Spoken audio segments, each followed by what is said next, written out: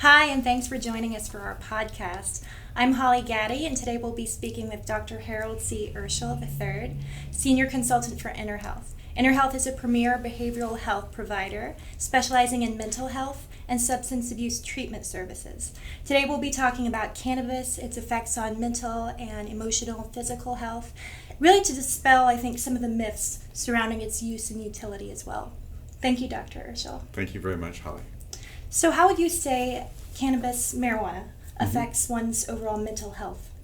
So, as we're talking now, we'll be probably saying marijuana, sometimes even weed, because a lot of people that are out there using it, they think of it, rather than marijuana, they think of weed. So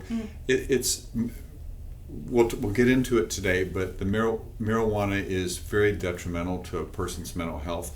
Everything from it makes your sleep worse, your depression worse, your anxiety worse, your post-traumatic stress, your PTSD worse. And so it's not good for you at any level, and it's not safe. And there's just a lot of misinformation out there that we're trying to get out to the public so that people can make, with better data, they can make better, healthier decisions for themselves and their families.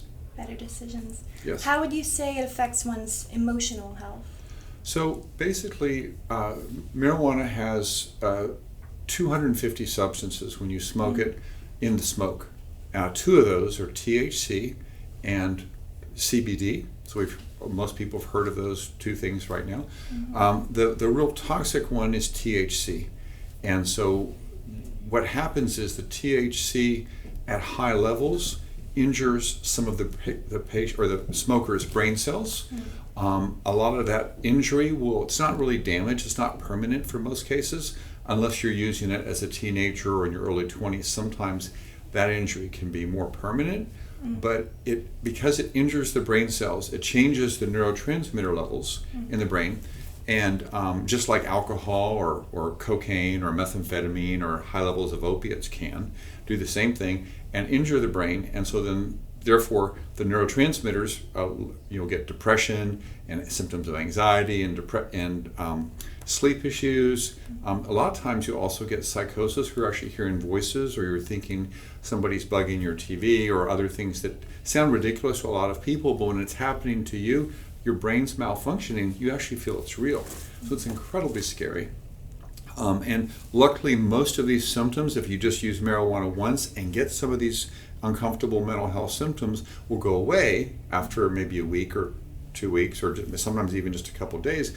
But sometimes they don't go away, just because the marijuana can be that dangerous or that injurious to your brain in certain cases. Right. You mentioned the brain and the physiology of it. How would you say that it affects physical health? So marijuana, the THC can be very detrimental, especially people that are using it regularly.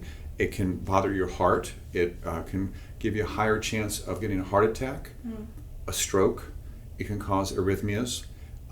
It's obvious. It's not obviously, but it's very toxic to your lungs, especially if you're smoking or vaping it. It gives you a lot of tar and a lot of injury to the actual lung cells themselves, so it can create problems, sometimes giving you even a higher risk of cancer than cigarettes. And it can also mess around with your hormones, so it can change your testosterone or your estrogen, and therefore give you issues with fertility or problems, with a fetus. If a pregnant woman is using marijuana to erroneously thinking that it will help her nausea, it might help her nausea temporarily, but it would injure the baby, give her a higher chance for problems with early birth or low birth weight babies, etc. And so it's just incredibly toxic substance that, for a variety of reasons, most of us are getting the message in the United States and the world. Most of us getting the message that it's safe. It's harmless, it's no problem, and the good effects, the effects that give you when you smoke it, when it gets to the brain, it releases a neurotransmitter or brain chemical called dopamine. And when dopamine's released, it's the pleasure chemical, so it kind of feels good. And temporarily, it really can lower your anxiety temporarily. Sometimes it helps you fall asleep a little bit easier. Sometimes it might even not the THC, but more the CBD might lower your pain threshold. But once it wears off, since you've injured the brain cells, all those symptoms that it help temporarily get worse. So then sometimes people will come back and use the marijuana again because their symptoms are now worse. Right. And they think that marijuana is safe, so I'll just use some more so I can sleep better, right? And the next night I can go to sleep. And then they get into this sort of this negative snowball effect where things keep getting worse and worse, and they're using this and they think it's a very innocuous, safe substance, and they get into trouble. And that's where we at InnerHealth see that a lot, unfortunately. And so one of the reasons we're wanting to do this podcast is to be able to talk to the public, give them this information, so say, hey, it's not safe. Don't just use it willy-nilly. You want to make sure that you have the right data to see if it's really helpful for you. Right.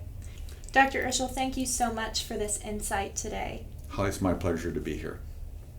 If you need more help or guidance, you can reach out to the experts at InnerHealth by calling 800-388-4601 or visiting innerhealth.com today.